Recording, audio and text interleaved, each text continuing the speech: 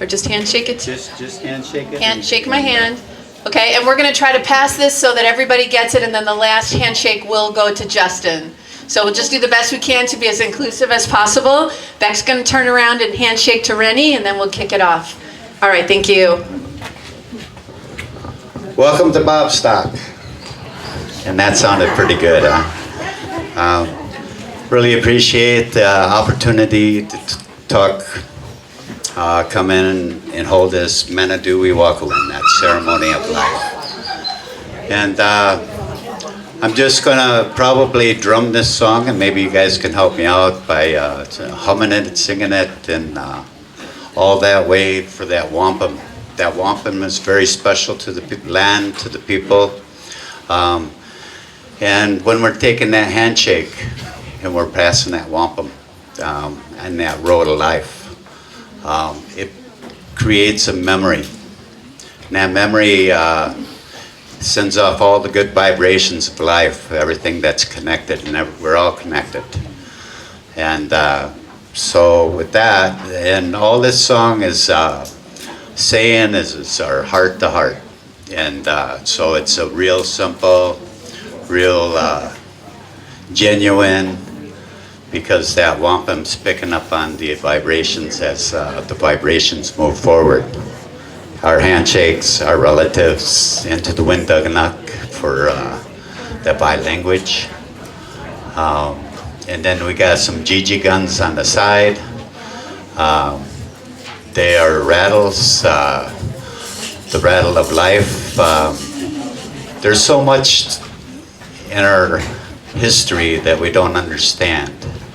Or maybe we'll even have some words spoken. I seen him up here. He came up and there was a nice poem being offered up, and let's see, looking for him. Right. Maybe Mom will help me out here.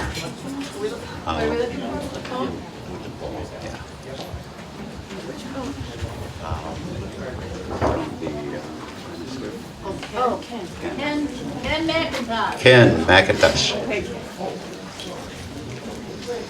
Yeah, he was going to eat. Oh. But anyways, this offering it up, and it's just a low hum. Wando de ha, wando de ha, wando de, wando de, wando de ha, wando de. And then I'll have Ken come and I'll drum on the sideline.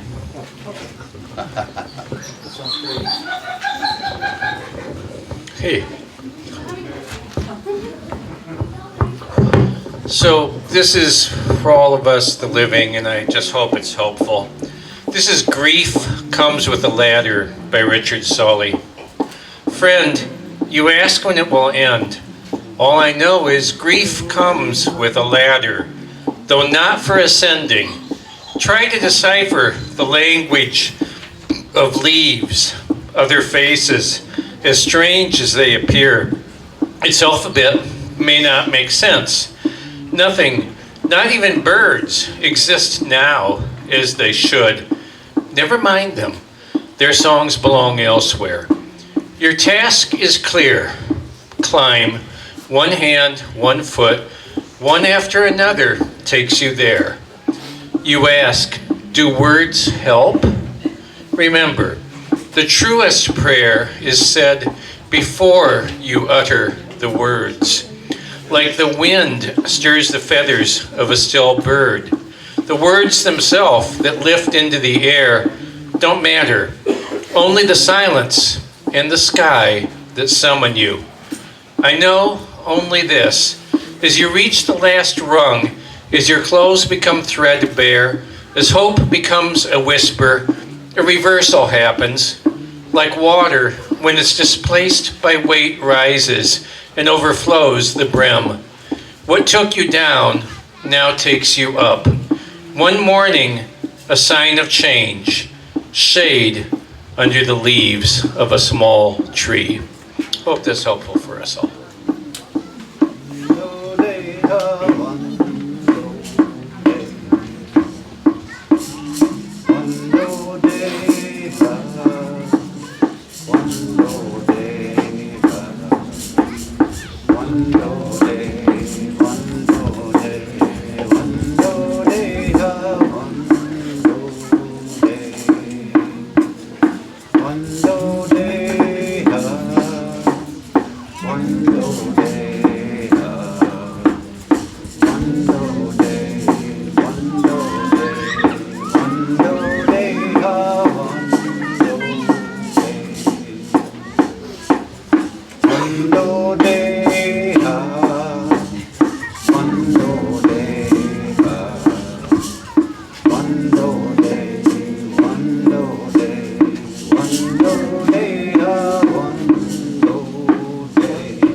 Shake those hands.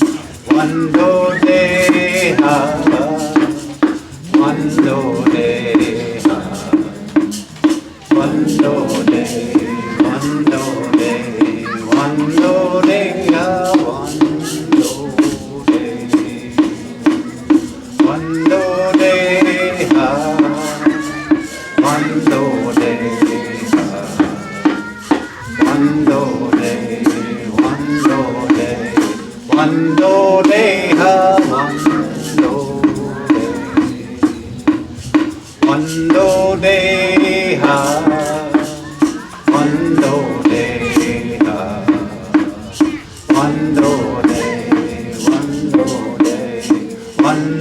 de ha, one do de.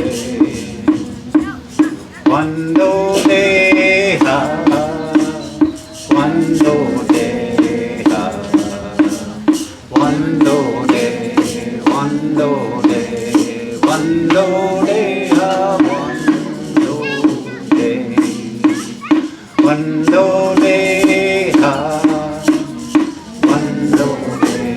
do de,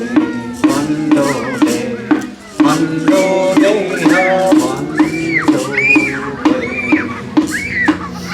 one do de ha. Thank you for shaking that hand. One do de, one do de, one do de ha. Big what's done. Hey, one do de ha, one do de ha, one do de, one do de, one do de ha, one do de ha, one do de ha, one do de, one do de ha,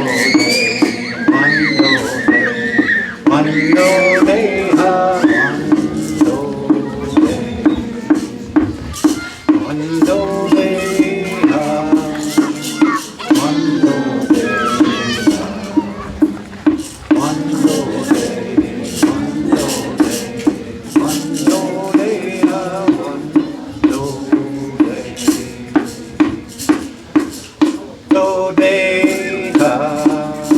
that wampum will return. One do de ha, one do de, one do de, one do de ha. That's our DJ, our friend. One do de ha. Everything we held in his heart is that one do de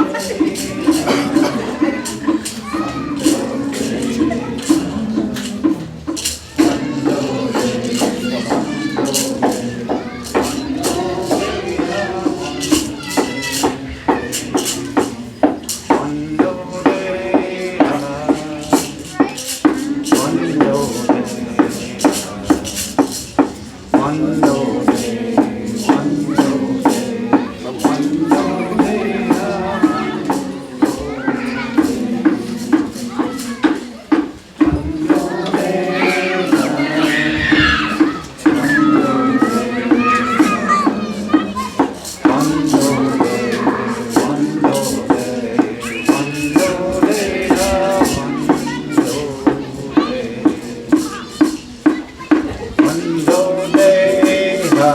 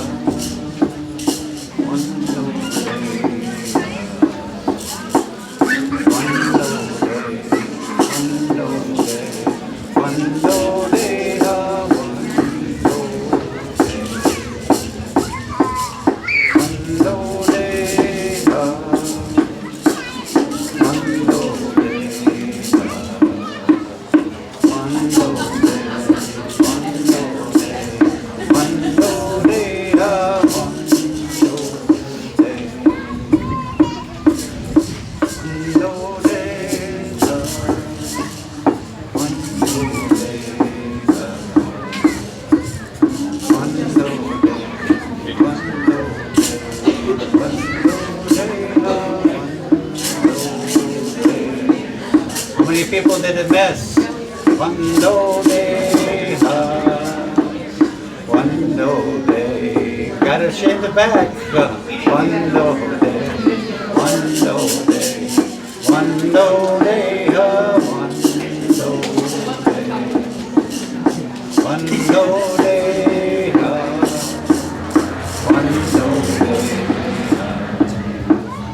quando day, quando day. What about the ones out in the country? Quando day, it's a big country.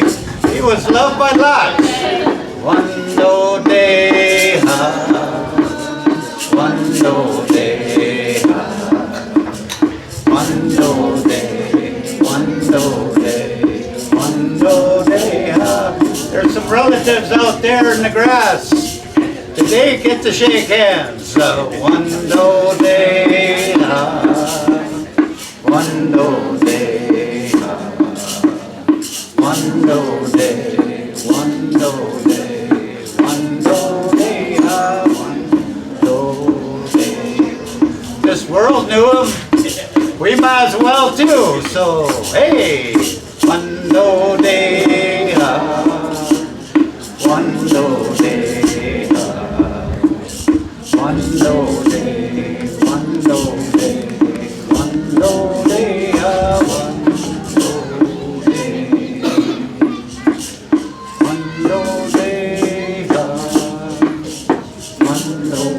quando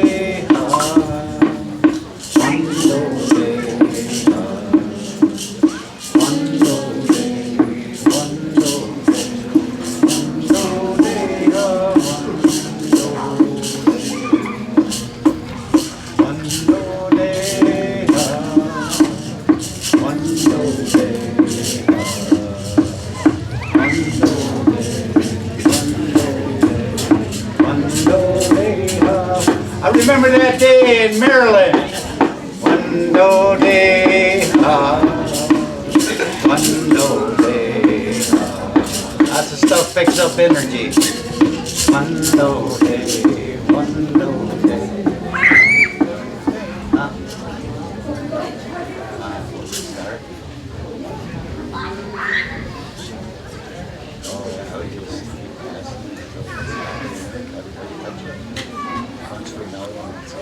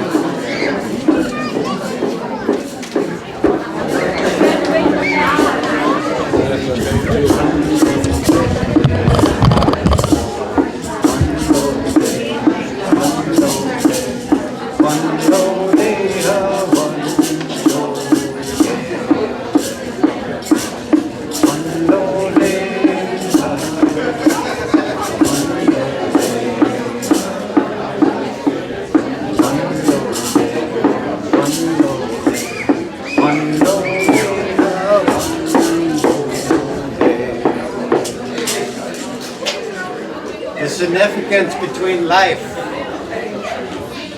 Oh, I don't know. Yeah, it works. It works. Thank you so much, and I know that this gift touched every hand in here. That song resonated through the duration of determination, stamina, and everything that comes with life that's touched mine in a personal way. And right now, when we shake hands, it'll be all our relation, all our relatives, all our friends, all the little ones, big ones, everybody that has been impacted. But this will stay with you. And this memory will be on forever. And will go on and travel and travel and travel. That's where it's at. Love you, brother.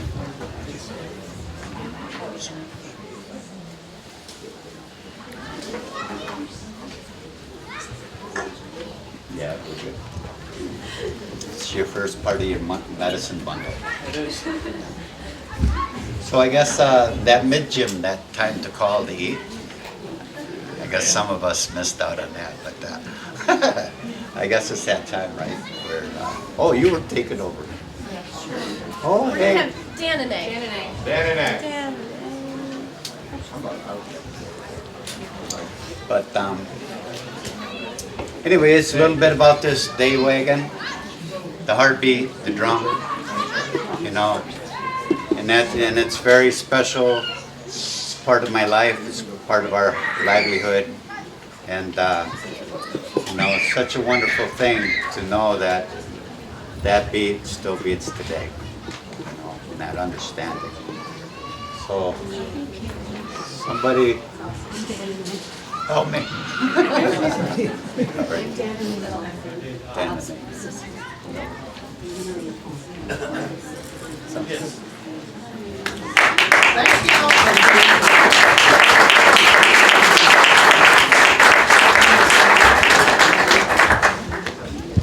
Good afternoon. I am Dan and A. Dolphin. I am one of Bob's many, many siblings, and I am a sister, so obviously. Well, I wrote a poem for him, about him, and I'm going to share that with you guys today.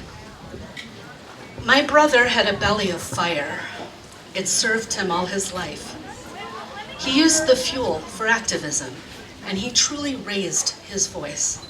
He practiced being impeccable in his words. His passion and his stubbornness made his mind difficult to change. It didn't stop me from sometimes trying. I must have been deranged. He tried not to make assumptions. He fought to stop New York from fracking, keep the Finger Lakes pristine. He pushed for SAP runs over pipelines. He brought cameras to the scene. He documented eagles who were finally coming back. He ran for public office. He drove a truck. He talked some smack. He tried not to take things personally. He was born with a condition that endangered him in life, but he kept on moving forward through the challenge, through the strife. Apart from the world around him, he dearly loved his son, and there was not a single thing he would not have done. I will now remember him sitting at the fire, or on the lake, and in his boat, looking at the stars. I'd say he was still learning before he came to rest, working on the 4 agreements. He tried to do his best. And I called this Bob's Agreements. And for those who aren't familiar with the 4 agreements, check them out, because they've changed people's lives, including his and mine. And so peace and love, as he would say, peace and love, rock on. We'll miss him. That is it.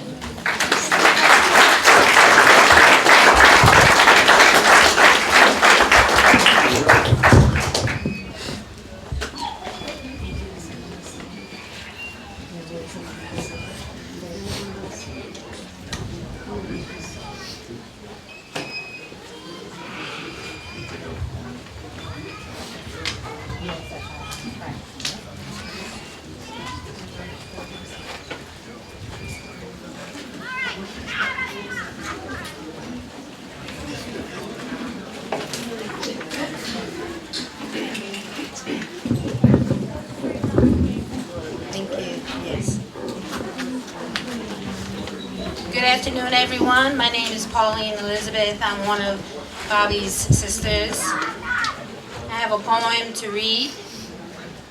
Do Not Stand at My Grave and Weep by Mary Elizabeth Fry.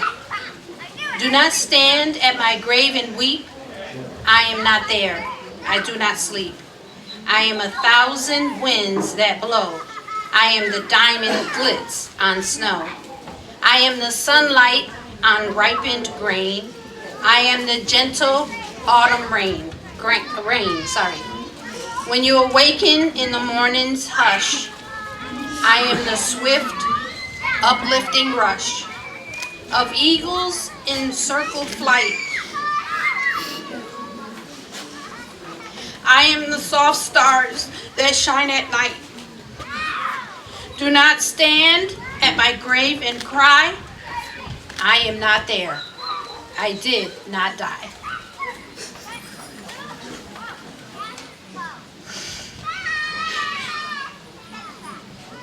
If everyone will sing with me, Let There Be Peace on Earth. This is a song that our family loves to sing when we gather for even a special time as this. And the lyrics are on the table. The lyrics are on the table. And I'll start off and we just all join together. Let there be peace on earth, and let it begin with me. Let there be peace on earth, the peace that was meant to be. With God as Creator, then we all are we. Let us walk with each other in perfect harmony. Let peace begin with me. Let this be the moment now. With every step I take, let this be my solemn vow, to take each moment and live each moment in peace eternally. Let there be peace on earth, and let it begin with me. I love you, Bobby.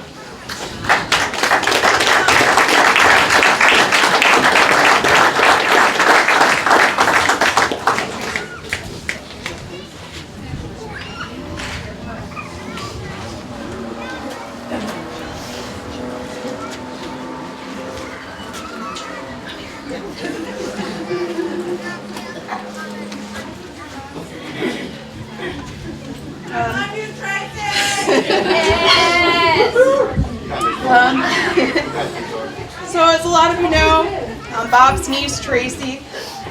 And while I am one of his many nieces and nephews, I'm only 2.5 years younger than him. So unlike most of his other nieces and nephews, who are much younger, I was more like an annoying little tag-along. This was years before he would actually gain 4 more adopted little brothers and 4 more adopted little sisters, but for a while, it was just us. I was his buddy on every long car ride to take an older one of his siblings to college, or to visit one on an Army base or a Navy base. And as you can imagine, with 20 children, there were a lot of road trips and camping adventures, and then of course, family vacations. For about every one of those, it was me and him. And we had a blast. We visited shipyards, rode ferry boats, flew in airplanes, rode on trains, visited aquariums and Mickey Mouse. And we even lost my favorite sweater at the top of the Twin Towers. I was young, and yes, I'm still very bitter about it. We annoyed my grandfather with long games of zilch, which is a family road trip that will drive anybody insane, and constantly reminding Grandpa that his blinker was still on. He did not care that we told him 9,000 times his blinker was on. He just kept cruising. And on all those adventures and the ones that we created at home on our own, it was always quite obvious that he loved nature. After countless bowls of chicken ramen noodles, where he taught me how to swallow them halfway and then pull them back up my throat to disgust other people, and some pepperoni sticks, my grandparents packed up the crew and took us all to Farm Sanctuary, where we would spend the day shoveling poop and other delightful tasks while helping out animals abandoned by otherwise taken in by the organization. They were abandoned pets like pigs and goats, things that don't make good pets, and people realize fairly quickly.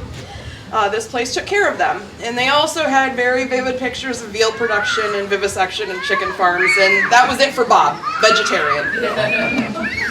This in no way made Bob like the hundreds of vegetables that Grandpa grew in his massive gardens.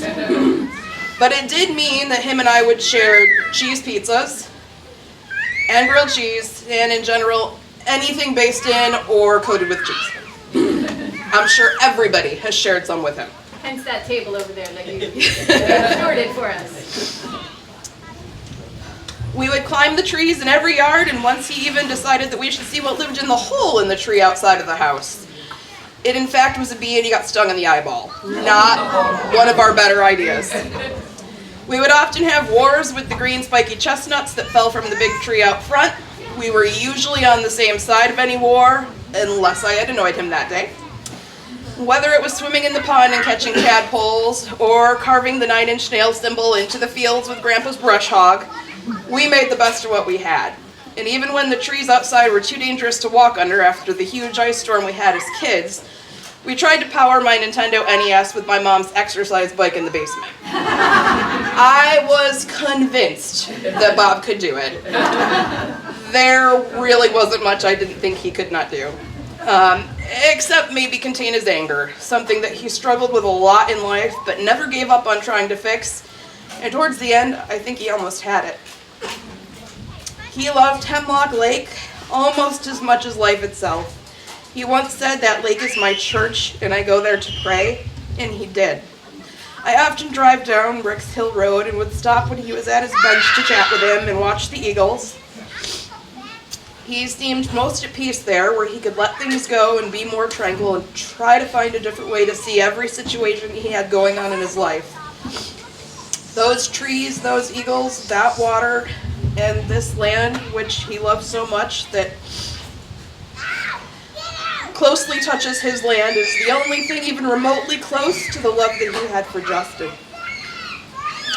I could go on about the times that we were stopped by cops, or threw parties, or went to concerts, or had to use the words, "Please call Peter Nilsson," or rode a plastic giraffe strapped to the top of Bob's car. The giraffe was wearing tie-dye socks, because why wouldn't it be?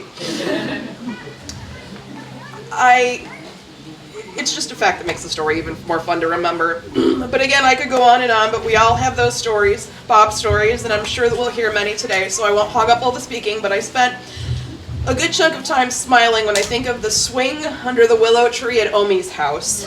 Omi was my great-grandmother, his grandmother. He would spin me around until I almost puked, and then I would try to see how high I could push him, and he could still jump off and not break his legs. It embodies the feel of a good chunk of our childhood and reminds me of the perfect poem from a movie about two friends that were also each other's sidekicks. Forgive me, I definitely will not make it through the poem. So my son, Silas, Bob's great nephew, is going to read it for me. It's Weeping Willow from the movie My Girl.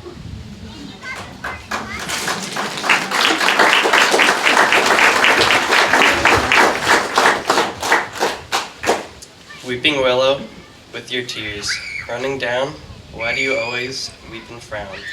Is it because he left you one day? is because he could not stay. On your branches he would swing.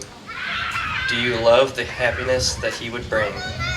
He found shelter in your shade. We thought his laughter would never fade. Weeping willow, stop your tears. There is something to calm your fears. You think death, as you do forever part. I know he will always be in your heart.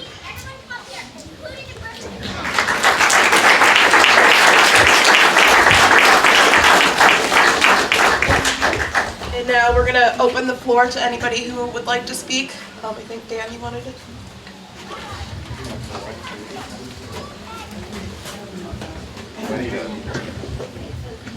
I'm not as short as my niece. There's a bottom. That works too. I have some education. Hi everyone. For those who do not know me, I'm Daniel or Dan or Danny, aka I'm Bob's brother, one of his little brothers. I'm the 7th youngest of the 20. So I didn't write anything, but I wanted to share my appreciation, if I could, through my brother, for you all being here. Bob loved get-togethers, but didn't want to be the center of it, ever. That just wasn't who he was. And as we've heard a little bit through our niece, Tracy, Bob wasn't perfect. There's some of you here that are like, I wish I could punch him in the face right now. And he'd be like, oh yeah? Cool. I wanted to share appreciation for you all being here, to show that despite life's ups and downs, we can actually come together as a community, as a family, because Bob, at the end of the day, wanted all of us to be one humanity and think about how we can live on this earth and not take from this earth. I really appreciate the Indigenous piece, because I know my brother Bob and I talked a lot about that in some of the work I do personally with Indigenous peoples around the country. And so it is a nice honor to be able to have you here and to think about that. And really, there's a lot of stories, again, we all could say. And one of the things, as I was looking at the photos, and sorry Mom, I might curse, is Bob had a smile that wasn't like teeth smile, right? And he had this kind of smirk. And when I was, I think, his sophomore in high school, I broke my arm. And this is before cell phones and everything. And I broke my arm at the high school, the day after school got out. Mom and Dad were at some kind of thing in Rochester, or what we called Rochester. I think it was Henrietta, right? It's the same. And I broke my arm, and we somehow, through Nancy, Tracy's mom, and so on, we finally got a hold of Bob. So he came in this truck that had no suspension, and 390 was not 390 as it is today. And so I held my arm bumping, and he took joy in hitting every single pothole. And if he could, he would drive backwards and go do it again. Because and on top of that, he's like, "You're so screwed," because Mom and Dad were gonna have to somehow. They eventually got called. Again, landlines, for those of you who know, that's things stuck to the wall, right, cord? And so they actually met at the hospital, and this was the era when Mom carried a camera around her neck, right? So we had photos, just so she could catch any kind of moment. And she wanted to have Bob smile. And she was like, come on, taking pictures with Bob and myself. And my dad, who of course is also here in the lake and loved this space, being him and being dry humor, he just went and calmly, out of nowhere, went, pussy. Bob lit up, Mom caught the photo, and so it is one of the favorite kind of moments of like catching Bob when he always wanted to contain kind of that, but he was joyous. And I had a moment a few weeks ago, prior to him passing, have a really long conversation, and it was, I think, Tracy, you kind of hit it, where he was starting to realize that all the things that he was or went through or did to others, he needed to make amends for that. And so I hope that when you leave here, the appreciation of who he was, the appreciation of the son that he raised with Sarah, and also having Logan in your life. So Justin, I love you. I know this is hard, but your dad would be like, buck up, you got this, right? And know that this is actually love. And so I'm gonna stop before I curse again, Mom. But again, I just wanted to, if you all can just actually look at each other and thank each other for being in community and being here for Bob and for each other. So just look at each other and say thank you. So go ahead. Thank you.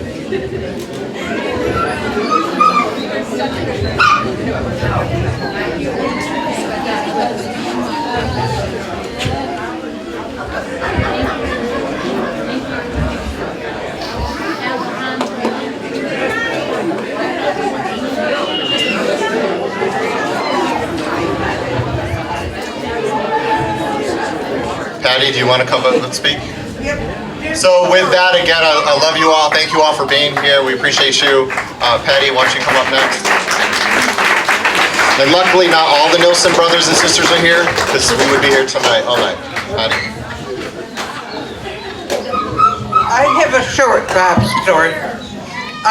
Johnny still is a big nutrition fan. And she had read somewhere that if you put cream of wheat and ground liver, it would be a good breakfast. Well, Bob ate this for quite a while until he realized that the rest of the kitchen wasn't eating the same breakfast. That was it.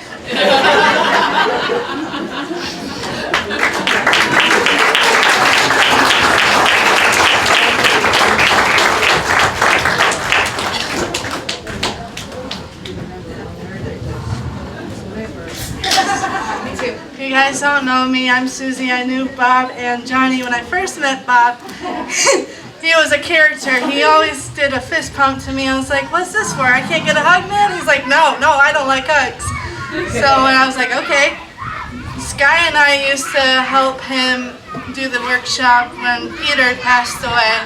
I call him Grandma and Grandpa sometimes.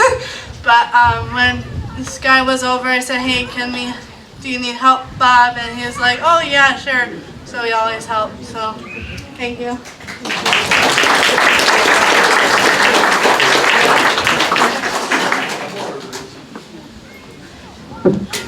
Hello, everybody.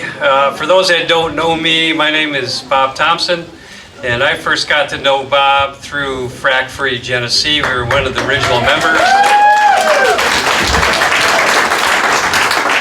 And something I learned very early on, that if you want a cause to fight for, you want Bob on your team. And because he would give 100% of whatever he had, 100% of the time. And he was our audio-visual guy that was always there. And between Dan Dezern, Nick Verone, Jamie Crestio, and myself, I think we probably did over 60 presentations. And some of these got pretty cantankerous. We got called names, and it got pretty rough sometimes, but Bob was always kind of the calming influence, believe it or not. He would do the video and the audio, and he'd sit back, and when the audience had all kinds of questions, and there would always be a lull for a minute. And Bob would always raise his hand. He'd have the perfect question at the perfect time, and then we'd get the audience going all over again so we could answer any questions that we wanted to answer at the time. So Bob and I did a lot of traveling. We went to Albany, I can't tell you how many times. We went down to D.C., stayed with Bob's sister down there for one of the big rallies in the march. So Bob and I spent a lot of time together. I got some funny stories, but there's a lot of people that want to talk here, so I don't want to tie it up too much. But I do want to say a couple things. Today's the first day of autumn, and that means there's change coming. And, you know, obviously without Bob, there's going to be a lot of change. Some for the good, some, but mostly we're going to miss his spirit in the world. That's going to be for sure. I like to canoe on Hemlock Lake. I get out there as much as I can. I try to canoe there every month of the year. So sometimes I go out November, December. It's pretty rough weather. And inevitably, I'm looking over at the shore. Guess whose car is parked there? It's Bob's. So it's, and I know he loved Hemlock so much. So Bob physically will not be here, but his spirit will last forever on Hemlock Lake. And every time I'm on the lake, I'll always think of Bob. So, and this, with the amount of people here today, it's what a testament to somebody that was such a strong individual. So, peace out, as Bob would say.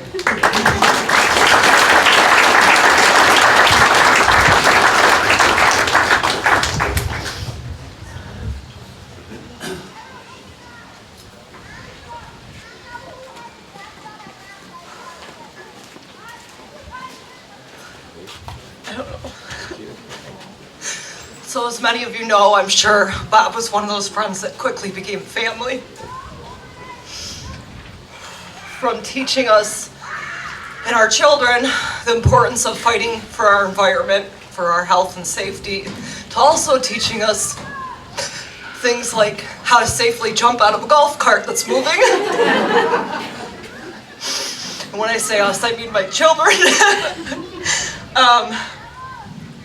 He was a unique individual, and there, won't ever be anybody quite like him. We love him, and we will miss him, and I know all of you will too.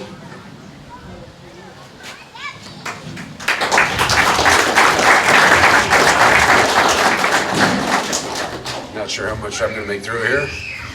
I'll say one thing. Bob made my definition of a friend.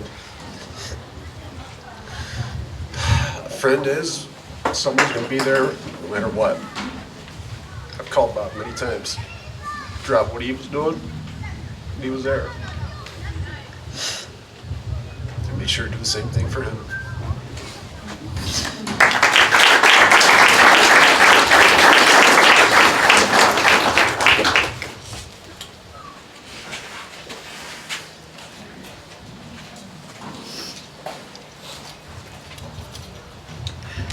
Whoa, it's quite a view from up here. And I think it's a testament to Bob that he touched so many lives. I walked from where I parked a little further out, and I just saw all of you as I walked up here, and I was just so impressed. My name's Nick Verone. I'm one of Bob's neighbors. We live on that farm on the corner there. And when we first moved in, I'm a city boy. I was born and raised in Philadelphia. I lived in Rochester for a couple years. I took a 27-foot moving van and decided to do a K-turn on grass, essentially. This was, looking back on it, was this crazy dumb thing. I had my whole life in that thing. And Bob must have been down at the corner with two of his friends, and they looked up and they saw us, and he came right up. So he was really, to me, the first person that I made a solid connection with, too. Of course, we brought him a big thing of beer to thank him. I got to know Bob over the years, and he was quite a man. He was a warrior, He really had that fire in him. And I had a lot of conversations with him in my garden over the years. And in the last year, I think his brother said, he was dealing with that fire. He was trying to control it. But I learned from Bob about being a warrior. I learned about being more brave, about speaking up. And I just hope that's a lesson that we all take from Bob. And so thank you all for being here today. And thank you for being good to Bob, because he was so good to us. Thank you.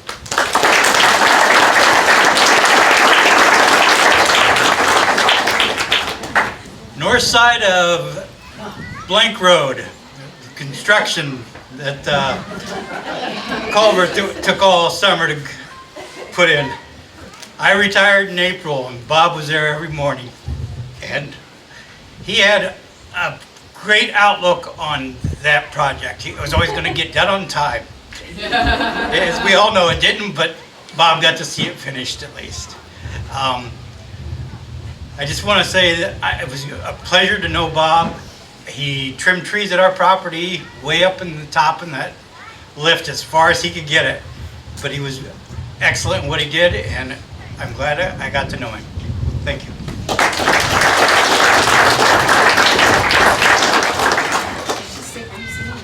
I've got someone to Jessica. Okay, Hi, I'm Logan. I'm Justin, Bob's son's girlfriend. I have a couple words from his niece Jessica, who sends her love but couldn't be here today because she's doing amazing things across the country. So Jessica said, "He was one of the most selfless people with the biggest heart. He was my #1 supporter and my best friend. We went on so many crazy adventures together and made up for many years of lost time. I hope he's having fun wherever he's at and that he's finally at peace. To have been able to call him my uncle is an honor. He was always there for me and I for him. There isn't a day that goes by that I don't feel him with me. He always makes his presence known, and I am beyond grateful. Making sure to make the best of the worst situations and keep his words close to him. And to always remember that tomorrow is never promised, so live each day like it's your last. I hope to continue to make him proud. I love you, Uncle Bob.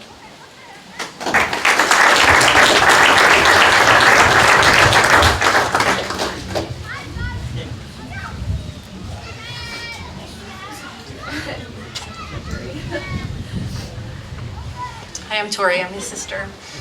And before I actually start, I'll be quick myself, but to Bob's message about how he was the calm one and the peaceful one at the rallies, I just want to add that he had used up his allotment of getting arrested prior to his participation in that movement. He's nothing if not smart, and he knows what kind of treatment he might get if he was, put under the law's authority. One more time. So, I feel unprepared for this. I've had such a hard time wrapping my heart and head around his death, the timing of his death, the particular position he and I were in with each other at his death. So even last night when I had the quiet house to myself, couldn't summon the will to put the words correctly on a piece of paper, which is what I usually need to do to be articulate. I'm just gonna go anyway because I have something to say. So I think probably many of you know that our family's pretty woo-woo. And before it was cool and everybody had chakras on their necks and whatnot, we were going to things like Visions of Tomorrow, and Mom was telling us that we lived, multiple lives, and we have power over our lives, and things that, now seem like common sense to many of us. But and because we live many lives, we can reach out to other folks, and we can also hear from the more sensitive beings what might have occurred in our past lives. And I remember, I'm just saying it's Visions of Tomorrow, but I think it's likely that it was from that Mom had a reading, his mom, my mom, and she heard that Bob had been incarnated not really very long ago, that he was a young black boy in a hard time to be a young black boy in the United States, and that he had a tough death. Like that it was not an easy life for him, and he had a lot of anger, and that he reincarnated really quickly. And that resonates with me, and it probably resonates with a lot of you. And now I want to fast forward and say that when we lost our dad, 3 or 4 months after that, my mom and I participated in sort of a communal conversation with a very sensitive soul who was able to tap into and channel somebody for everybody who was there. And so we talked to my dad, and you don't have to believe me, but you need to know that my mom and I believe that we heard from our dad. And so much of it was so beautiful and a tribute to him. But he did talk about Bob, and that's why I'm bringing it up right now.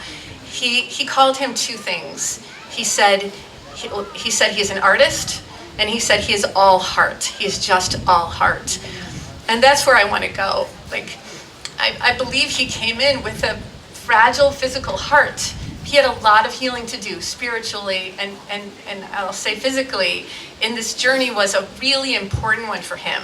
I really believe that he lived with purpose to confront challenge and pain and find a way to see the world through the lens of love. And I do also believe that he was getting that. He was always demonstrating that. It's just that he was also demonstrating like anger as well. But he was getting that more and more. The ratio of times that he could see you with love and see challenge and pain with love was just getting higher and higher and higher.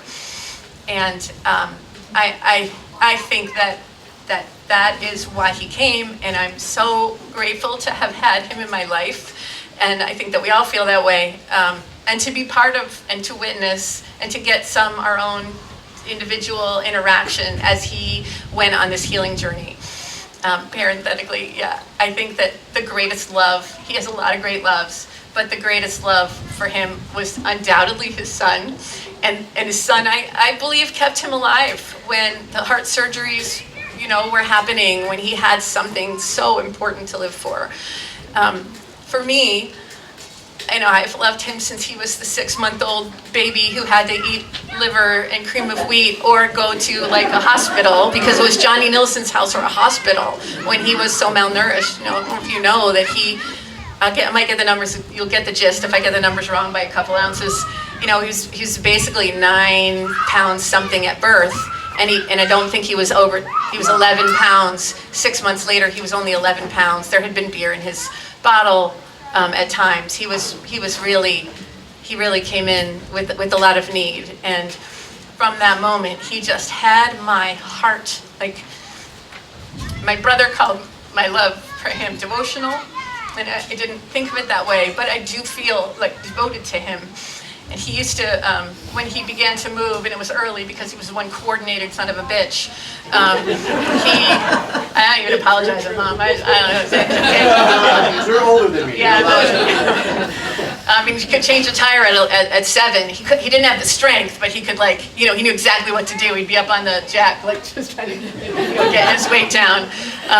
So very young, he was beginning to crawl, and he didn't quite have the legs yet, but I will never forget his moving toward me from across the room.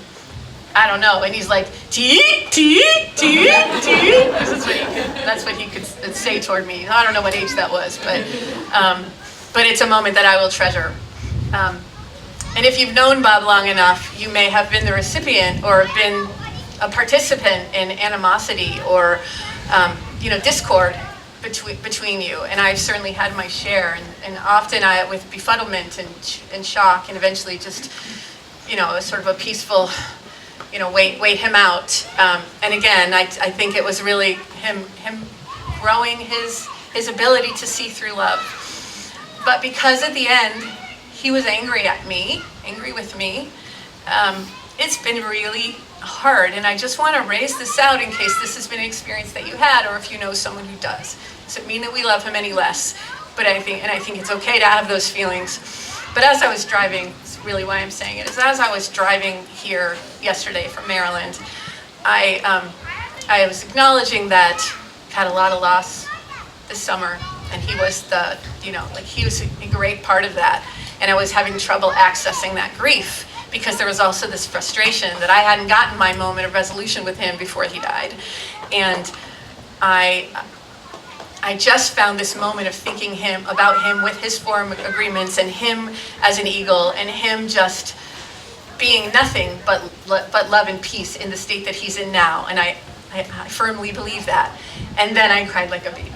And so I don't think that I need to now, because I cried like a baby, and it just broke open, so that I could feel and see what I knew intellectually, which is that he is the miraculous soul among many miraculous souls who came with a really strong and challenging task that he chose, and I'm so proud of him for all that he did to clear the pain that he may have come here with.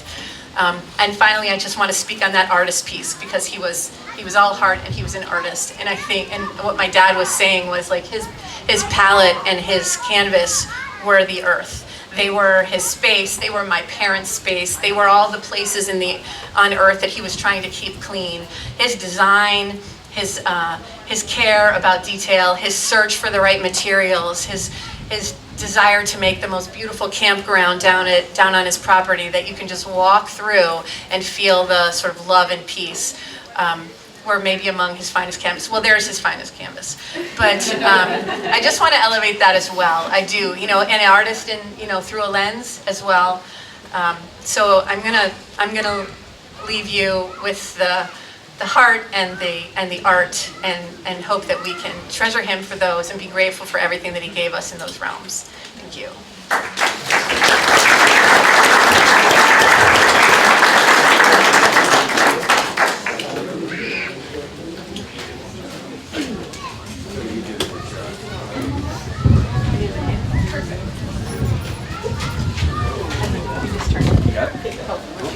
There you go. You're good. Hi, everybody. I too have known Bob from the time he joined the Nilssons.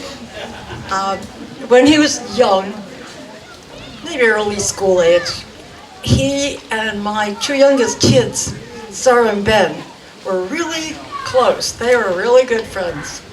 As a matter of fact, they called themselves the Three Musketeers. And they built a really decent treehouse up in the front of our yard, and that was their clubhouse. There's a flamingo painted on it. I don't know why, but they painted a flamingo on it. And at some point, they started saving all their pennies and all their money and all their birthday money, and they actually bought a little motorbike. It was like, not even 2 feet high, it was tiny. And of course, they'd have to take turns riding it, but that was pretty special. And one of my favorite adult Bob stories is he was in Walmart and he saw a woman kind of roughing up her kid and yelling. And Bob knew how to pick up those announcement things in stores. So he picked it up and he said, "Attention, Walmart shoppers. There's a woman abusing a child in aisle 4.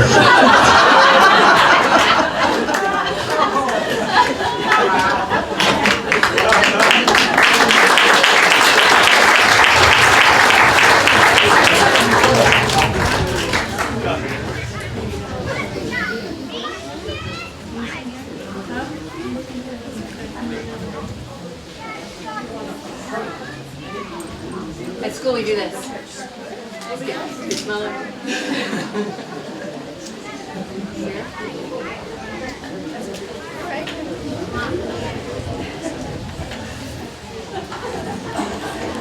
Hi everyone, I'm Sarah, known mostly in these parts as Justin's mom.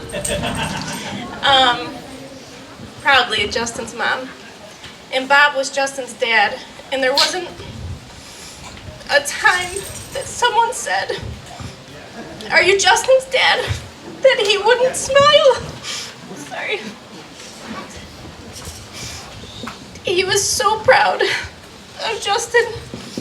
And like someone said earlier, he fought for Justin before he knew he was Justin. I met I met Bob in 1997. He was always looking out. I was getting gas at the gas station across from the apartment he lived in, and always looking out. I'm getting gas and I hear somebody, I'm 17 years old, pumping gas. I hear someone, hey you, from up in the window. They put water in their gas. And I was like, what? And it was Bob and Matt Brown. I don't know where you are, Matt, but you're always part of that story. And Bob came down the stairs from apartment B for Bob, as he would say. That's how he told me where he lived. So that was his pickup line. He came downstairs with his Jinko jeans and green simple sneakers and flannel shirt with thumb holes that he made before that became a real cool thing that stores made. And he was chatting with me, and there was something about him. It was magnetic, I'll say. I've said for the last, I don't know how many years, something about us that continued to bring us back together, even before Justin.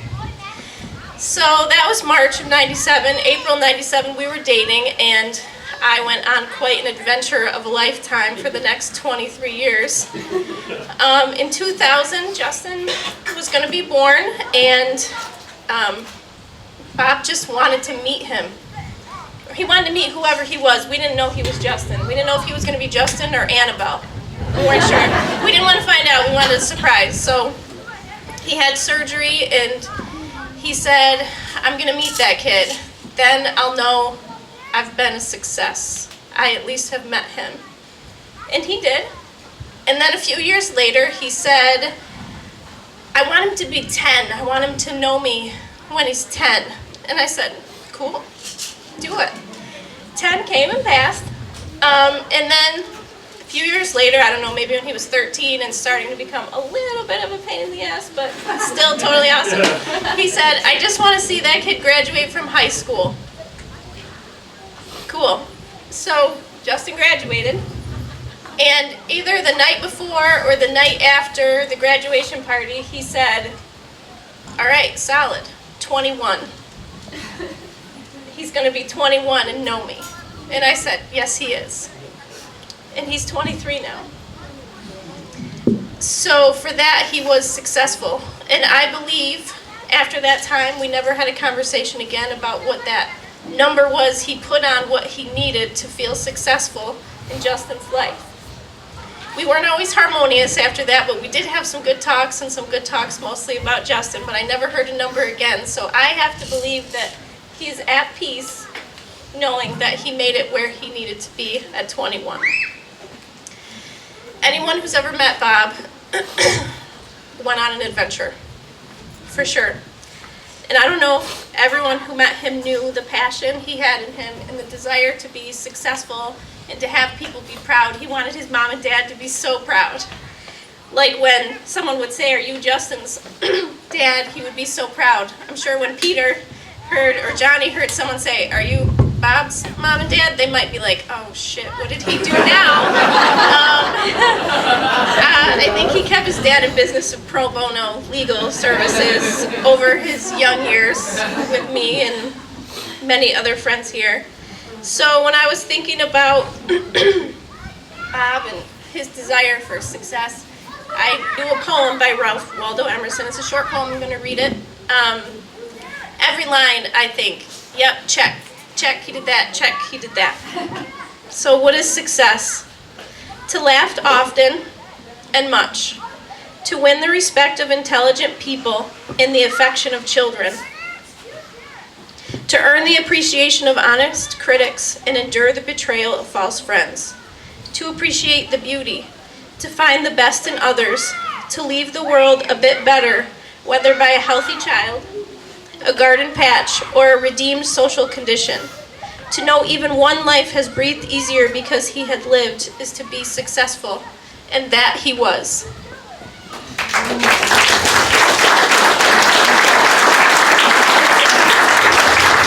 I'm going to turn it over to Justin's beautiful girlfriend, Logan.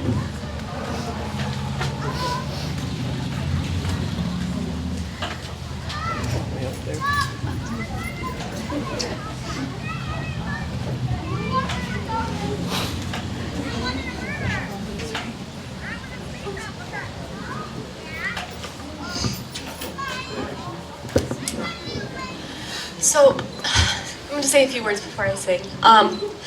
Something that Bob and I bonded over was our love for music and our love for concerts. A few weeks before he passed, I had the opportunity to sit down with him, and he showed me his collection of concert tickets that he had collected starting all the way back with Woodstock '99, and some of his proudest moments. And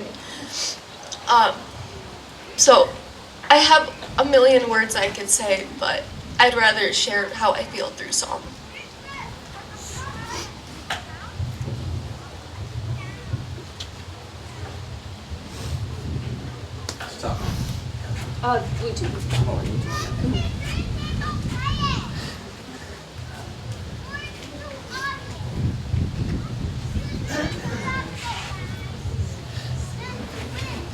Techie generation. I appreciate your patience. You're good, you're good. We wouldn't even know where to start.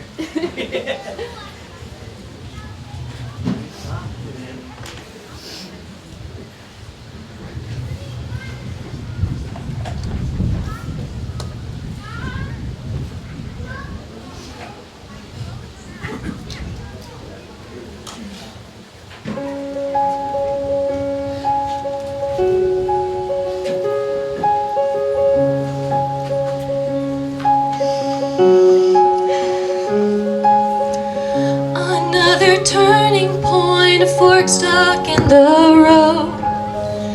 Time grabs you by the wrist and directs you where to go.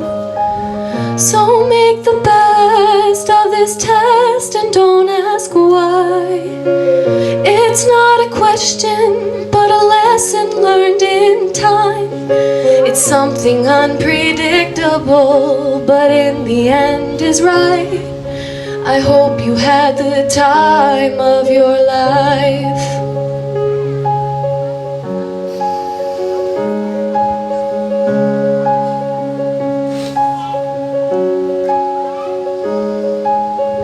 So take the photographs and still frames in your mind.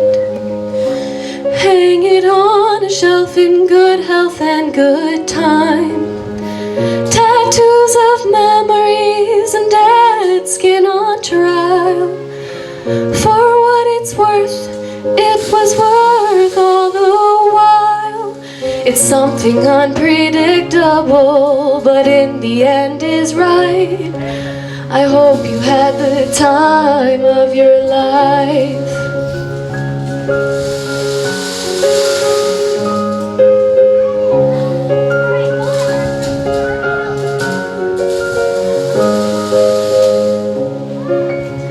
If you would take this moment and just put your arm around the person next to you.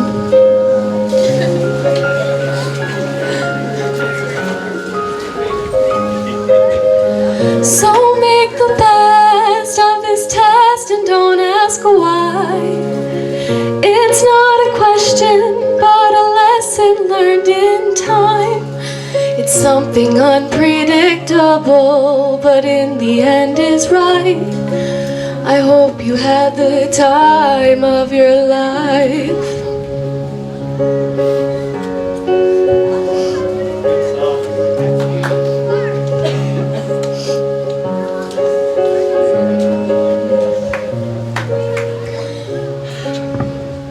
Thank you.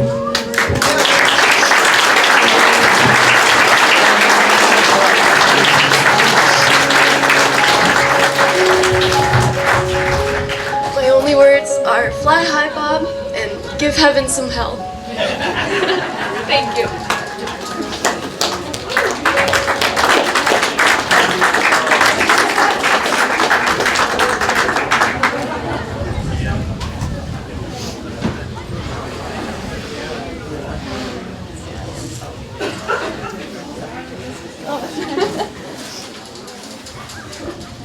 We are going to do a quick moment of silence, and Kelly, Bob's good friend, put together a video. I don't know that you'll all be able to see it, but we'll have it running, and you'll be able to see it later. There's QR codes on the table for everybody to watch it at home later too. Okay, there's QR codes on the table for everybody to watch. There is a set list of Bob's life up here. If you contributed to it, please autograph it for Justin.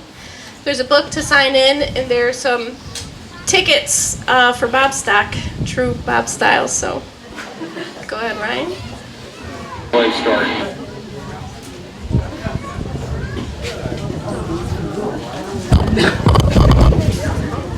The loneliest day of my life is the day that I'm glad I survived.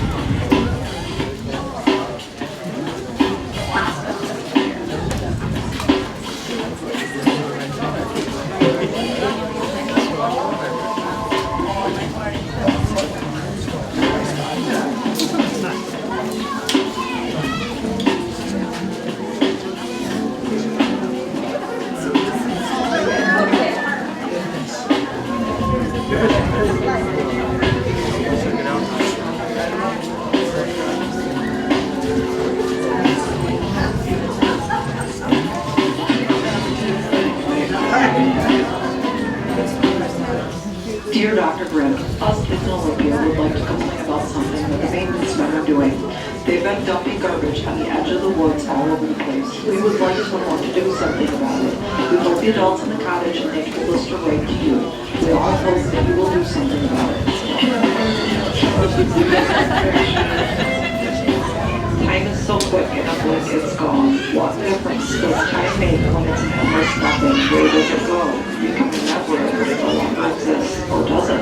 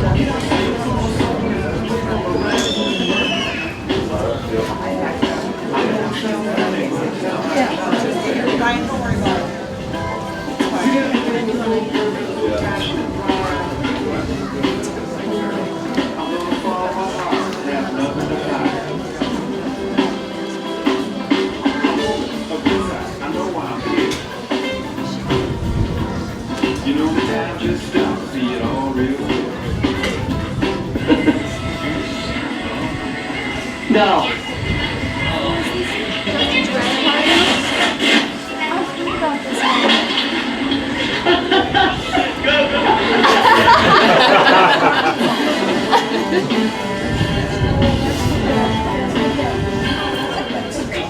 Fucked up shit, and it's you're being people could do secrets in the dark stuff and all that.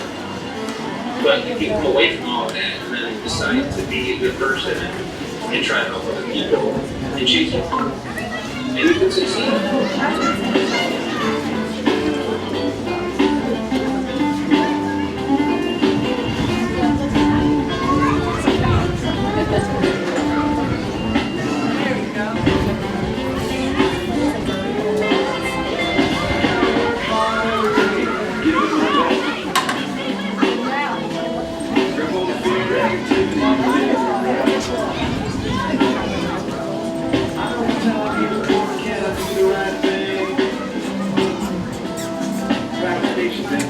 So, a lot of people in this neck of the woods found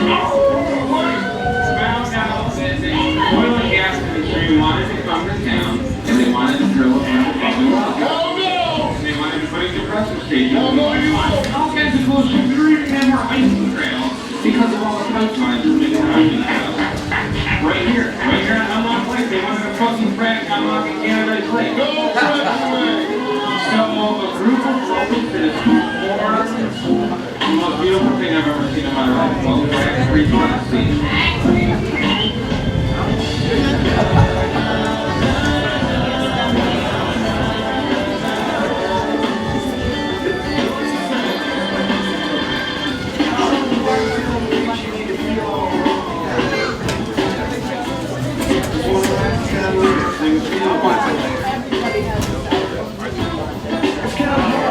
We're going to cut the movie a little short. We'll let Lee do the closing ceremony and we'll finish the movie afterwards. There are, like I said, QR codes on all the tables. You're all more than welcome to take one home with you and you can watch the video on your own time as well. Please on the screen. Perfect time to pause it.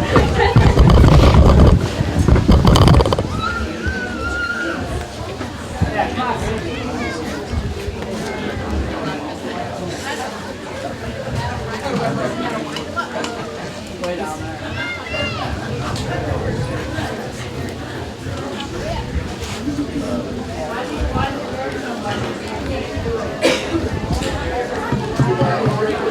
Oh yeah, son. If I could have your attention just for a moment. If I could have that attention just briefly. You know, we're here on Hemlock Lake, and the most exciting thing in activism is we are Hemlock Lake. And you know, behind the lens, I'm thinking about you know, that rally up and listening to those words, right? So if we could all just do that 4 times. We are Hemlock Lake. We are Hemlock Lake. We are Hemlock Lake. We are Hemlock Lake. That was beautiful, right? That echo back. It reminds me of the jijigan or the rattle, right?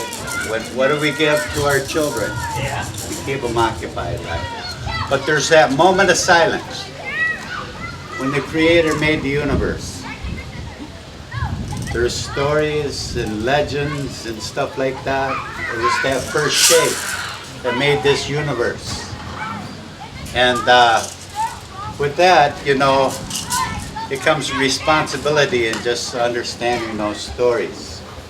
And so that story was passed on, and now it's passed on to us all. Thank you. And so that creation story, and we had responsibilities, and we talk about that McGeezy or that eagle spirit, and it had that responsibility, if that vibration, if that prayer was even their little vibration that went out to the universe, that it would take care of that. So GNU is the golden eagle, that golden eagle spirit. And this song will be sung 4 times, you know, honoring that commitment, that dedication. And it's real simple, and I'm going to use the Gigi guns.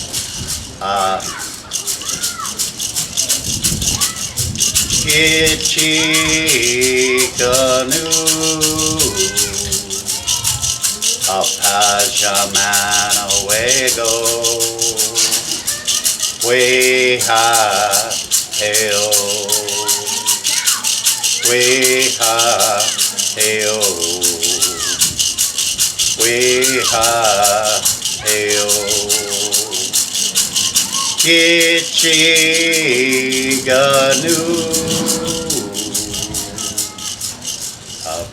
Apajamana Wego, because it's supposed to be like a lullaby. Weha Heo, gentle. Weha Heo. Weha Heo. Kichiganu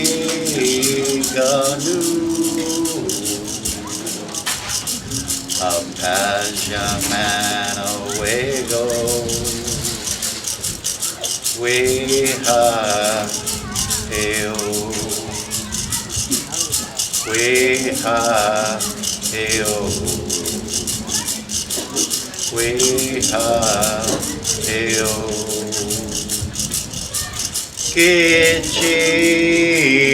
Kichiganu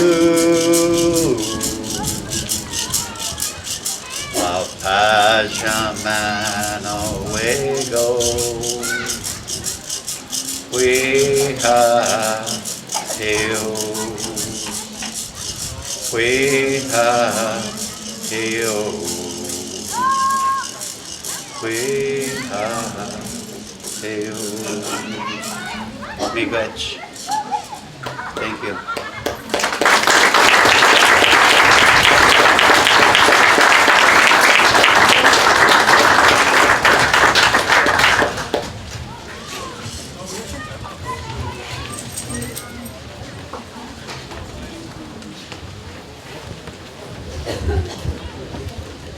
It's never an ending. It's just a reconnecting.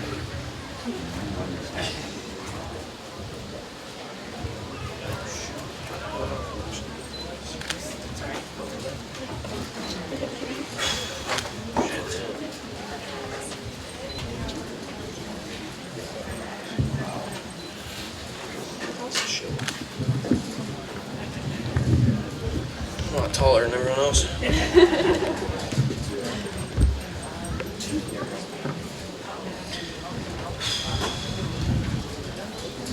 Shit.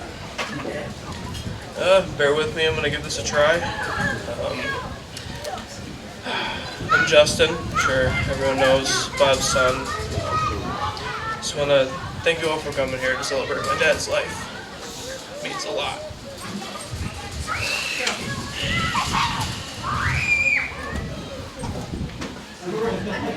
Yeah.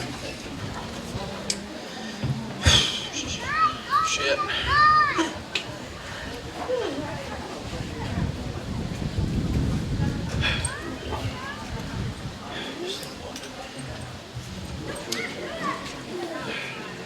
No pressure, you got this. Yeah, it's tough. Thank you guys again.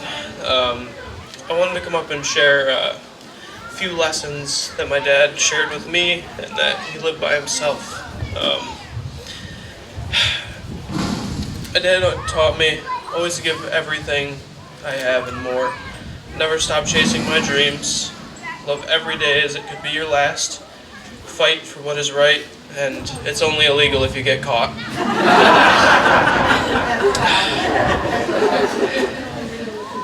My dad lived by these things every day of his life. He always had a cause to fight for. He made the most out of every situation. He continued to chase his dreams. He always gave it everything he had, no matter how much we told him to slow down. And he may have been caught on a few occasions, but he always tried to get away from the cops. My dad lived by these things every day, and made a huge impact on a lot of people's lives. I'm really grateful for everybody that came and spoke, just for being here. So thank you again, and thank you to everybody who helped me set this up. I don't know what I'd do without you. Logan, my mom, Turi, Rennie, Grandma, Ryan and Kelly, so many other names, Tracy, so many other names. So I think we're going to close out here. Please stick around, share some stories, enjoy the food. Peace out. Thank you.